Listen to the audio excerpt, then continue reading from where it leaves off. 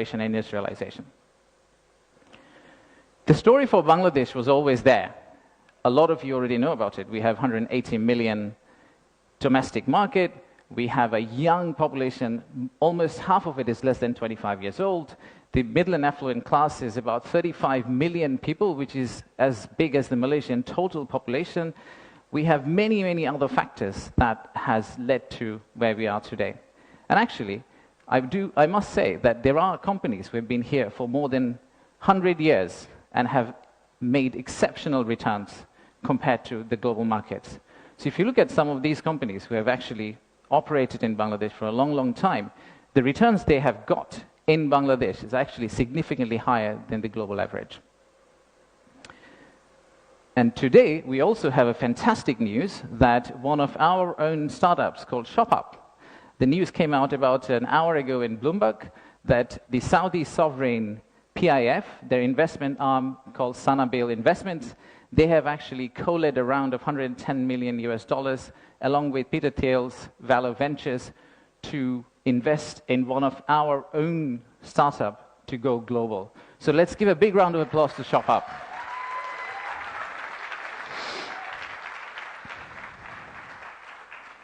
So that's today. That's today. So what's tomorrow? How do we go from here to the vision we have for 2035? So this $180 million story, or 180 million people story, is not enough. I think we need to redefine market. We believe the market is actually much larger. When we talk about market, we should be talking about a much larger regional market which you could potentially serve out of Bangladesh. You set up your factory here, you export out to all these markets. At the same time, I would expect these markets to set up their factories and push it back to Bangladesh. Use the ports of Bangladesh and potentially export out to the rest of the world. So the narrative that we've had of why invest in Bangladesh is not really a domestic market 180 million story. It is a regional story and it's a global story.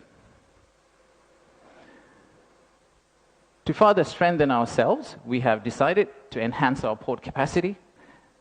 In Chittagong area, what you see now, we are actually tripling that within the next few years, which is essentially allow this region to consider Bangladesh as one of the biggest logistical hubs. However, that's not all. We need to do a lot more. So at the beginning of interim government's period, we actually decided to talk to more than 200 CEOs and entrepreneurs who actually are doing business in Bangladesh today. And we wanted to understand how can we convert our critics into our ambassadors. They are the only ones who could potentially bring business for us.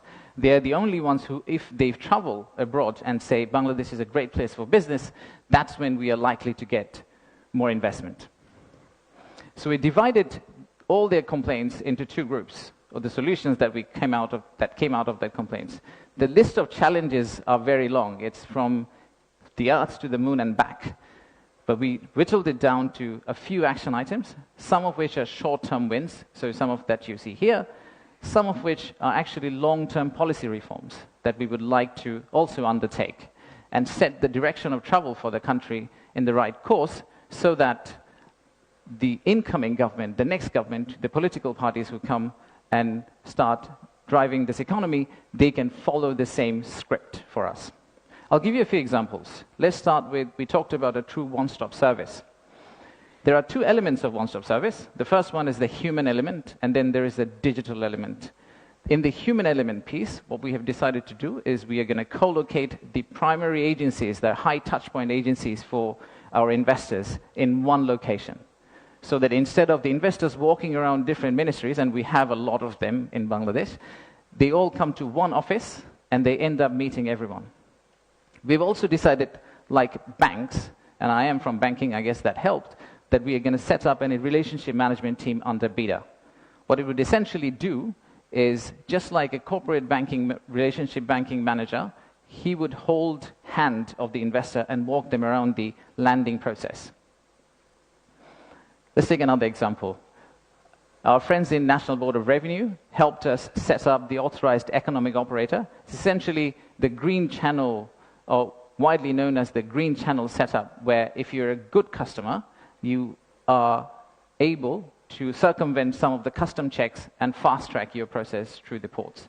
That has been picked up as one of the biggest challenges that we have, the time it takes to go from your factory all the way to your customer. And finally, let me show you one more example of policy change. So as you all know, there are many government agencies. We also know there's private sector. The dialogue between private sector and government agencies has not necessarily always been the most collegial. So how do we break that apart? The first thing we need to do is to club the government agency into one. We need to show one face. We need to be one outfit for our customers, our investors. And then create a bridge between our private sector and the government of Bangladesh. So what we are planning to do is to set up a private sector advisory council that will actually counsel the head of state directly on a regular basis, essentially voicing the changes that they would want to drive the economy forward. So these are some of the examples of what we are planning to do. And if we are able to do that, we do believe that we will get to the end, the vision we have for 2035. Now, of course, there are many, many other factual reasons, statistics, tables, Excel files that I can share with you to tell you why you should invest in Bangladesh. In fact, the next slide will have a QR code which you can scan and download, which will have essentially this presentation. So you didn't have to take the photos of the presentation, by the way. You will have this presentation, and you will also have an appendix of facts and figures and why we think competitively we're actually in a very better place than our competitors. So please watch out for the QR code. But before I go there, I would really like to finish off with this.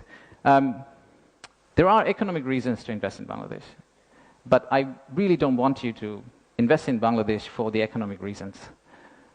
If you really think about investing in Bangladesh, think about investing in Bangladesh because of the transformational journey you're going to be part of.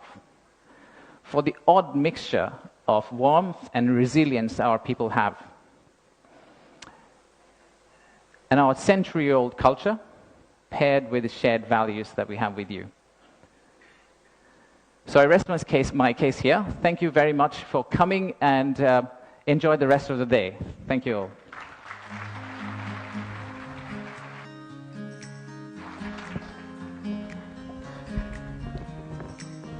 Thank you, Ashik. I just want to check